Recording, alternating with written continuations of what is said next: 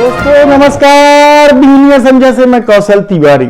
राहुल गांधी के भारत जोड़ो यात्रा ने क्या सचमुच कमाल कर दिया है, वह गजब ढाने लगा है। और क्या बीजेपी और आरएसएस के खिलाफ पूरे देश में एक परसेप्शन गढ़ता चला जा रहा है कि आखिर यह देश कौन तोड़ रहा है।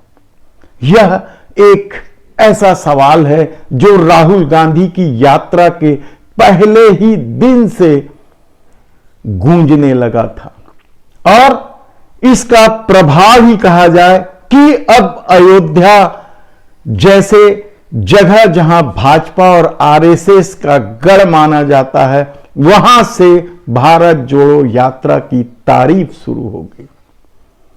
चंपत राय जैसे राम जन्मभूमि आंदोलन से जुड़े वरिष्ठों का यदि राहुल गांधी की यात्रा को लेकर अच्छी बातें निकल रही है, तो यकीन मानिए यह भाजपा और आरएसएस के लिए डरा देने वाला है। अयोध्या राम मंदिर के मुख्य पुजारी के मुख से यदि भारत जोड़ो यात्रा को आशीर्वाद मिल रहा है, तो यकीन मानिए कि यह आरएसएस और भाजपा को डरा देने वाला है। कांग्रेस कहती रही कि करोड़ों रुपये खर्च करके राहुल गांधी की छवि को खराब की जाती रही, लेकिन क्या इस भारत जोड़ो पद यात्रा से भाजपा और आरएसएस पर सवाल उठने लगे हैं?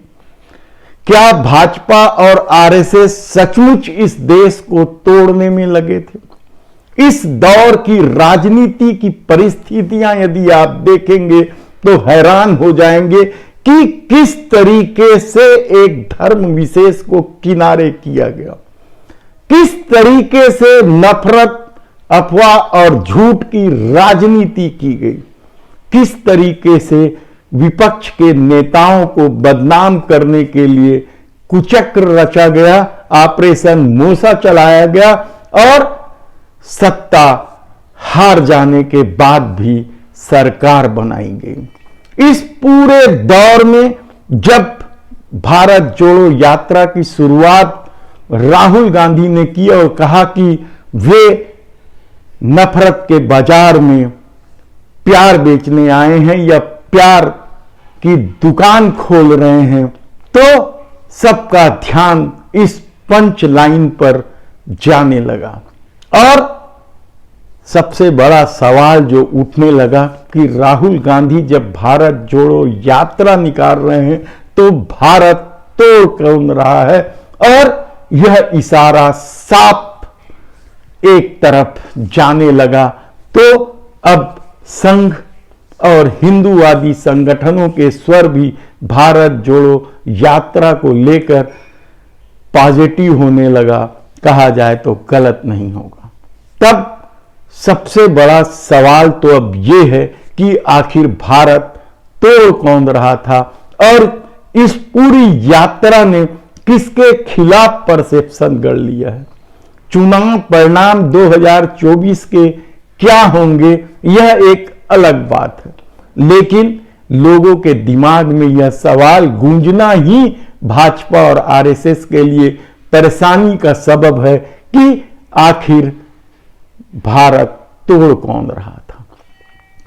हालांकि इस मामले को लेकर भारतीय जनता पार्टी और आरएसएस शुरू से सजग रही और इस यात्रा को एन केन प्रकारेण बदनाम करने की कोशिश शायद इसी मंशा से की गई, क्योंकि वे जानते थे कि जब जब यह सवाल उठेंगे कि भारत कौन तोड़ रहा है, तो लोग उनकी तरफ देखेंगे। ऐसे में आने वाले दिनों में किस तरह की परिस्थितियां बनती है यह देखने की बात होगी, क्योंकि राहुल गांधी ने कुछ ही मुद्दे प्रमुखता से उठाए हैं। एक तो आरएसएस और भाजपा पर नफरत फैलाने का उनका आरोप है, तो दूसरी तरफ देश की समस्त संपत्ति कुछ एक उद्योगपतियों को सौंपने की बात है। और यही वजह है कि प्रियंका गांधी अपने भाई पर गर्व महसूस करते हुए कहती है कि मेरे भाई को कोई नहीं खरीद पाया।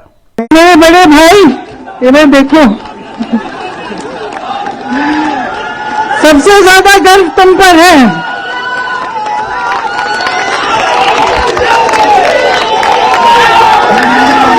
क्योंकि पूरा सत्ता का जोर लगाया गया। सरकार ने 1000 करोड़ रुपए खर्चे इनकी छवि को खराब करने के लिए, लेकिन ये सच्चाई से पीछे हटे नहीं। इन पे एजेंसियां लगाई गई, ये डरे नहीं, योद्धा हैं। अडानी जी, अंबानी जी ने बड़े से बड़े नेता खरीद लिए, देश के सारे पीएसयू खरीद लिए, देश की मीडिया खरीद ली, लेकिन मेरे भाई को नहीं खरीद पाए और ना कभी खरीद पाएंगे। और यहीं से शुरुआत होती है अडानी का पत्रकार वार्ता लेना और कांग्रेस की तारीफ करना। देखना है आने वाले दिनों में राजनीति किस करवट बदलती है। धन्यवाद।